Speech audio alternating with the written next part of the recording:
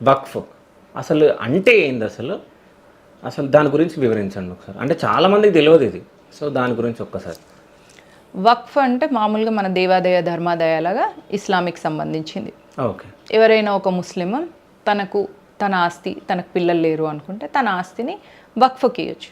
తన మతం ఉద్ధరించబడడం కోసం, లేదా తన మతాన్ని అనుసరించే పేద ముస్లింల కోసం ఇవ్వడం కోసం పెట్టుకున్న అదొక ఎండోమెంట్.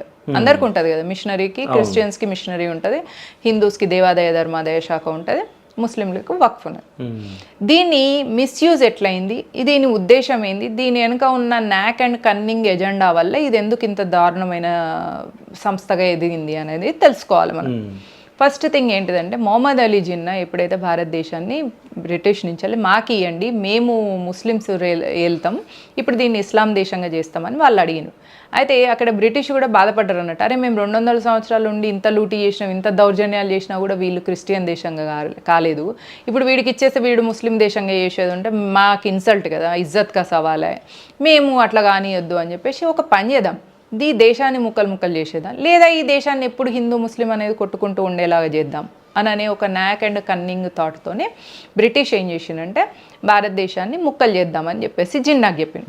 అప్పుడు జిన్నాకి వెంటనే బాధ అయింది, ఈ దేశం మొత్తం మాకు కావాలి అంటే ఇటు జాతీయవాదులు ఇయ్యనిస్తలేరు, అటు బ్రిటిష్ కూడా ఇయ్యనిస్తలేదు అని అనుకొని మేము సెపరేట్ అవుతాము, పాకిస్తాన్, ఈస్ట్ పాకిస్తాన్, వెస్ట్ పాకిస్తాన్ అంటే ఇప్పుడు బంగ్లాదేశ్, ఈ 2 దేశాలుగా విడిపోతూ వాళ్ళు ఒక ప్లాన్ చేసుకున్నారు. ఏంటిదంటే, ఇక్కడైతే మనల్ని పీల్చి, ఇప్పుడు రజాకర్ల కాలంలో హిందువుల ఆస్తులు పీల్చి, హిందువుల్లో ఉన్న ధర్మద్రోహులు కూడా అంటే కొందరు స్వార్థపరులు ఉంటారు చూడు, వాళ్ళు ఏం చేసిండ్రు, రజాకర్లకు సపోర్ట్ చేసి మన ఆస్తులన్నింటినీ దొబ్బేసి హిందువుల దగ్గర నుంచి దౌర్జన్యంగా తీసుకొని ఆ ఆస్తులన్నింటినీ వక్ఫ్ పేరిట ఇచ్చి వాళ్ళు పాకిస్తాన్కి వెళ్ళిపోయారు. అక్కడ పెద్ద పెద్ద మ్యాన్షన్లలో పెద్ద పెద్ద ఇల్లులున్న జమీందారులు వాళ్ళున్న హిందువులందరినీ తరిమేసి, లేదా వాళ్ళ మీద భయం చూపించి వాళ్ళ పిల్లలను ఎవరినో చంపేస్తాం వెళ్ళిపోకపోతే అని బెదిరించడం వల్ల వాళ్ళ ఇల్లు కట్టుబట్టలతో వచ్చేసినాక వాళ్ళ ఇళ్ళకు వీళ్ళు పోయి వాళ్ళ ఇల్లులను ఆక్యుపై చేసుకున్నారు. ఇక్కడ వీళ్ళ జాగాని ఏం చేసిండ్రు, వక్ఫ్ పేరిట ఇచ్చేసిండ్రు. అప్పుడు రెంట్లన్నీ కూడా వాళ్ళకి పంపిస్తుండే అన్నట్టు, ఇక్కడ ఉన్న ముస్లింలు, ఇక్కడ ఉన్నారు కదా ముస్లింలు, అయితే వీళ్ళ ఆస్తులను వక్ఫ్కి ఇచ్చేసరికి వక్ఫ్ వీళ్ళకి రెంట్లన్నీ పాకిస్తాన్కి పంపిస్తుండే, అట్లా వీళ్ళకి నడిచింది.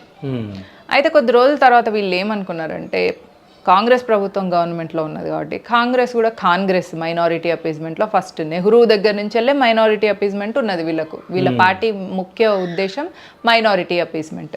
సో ఆ మైనారిటీ అపీజ్మెంట్ కింద నెహ్రూ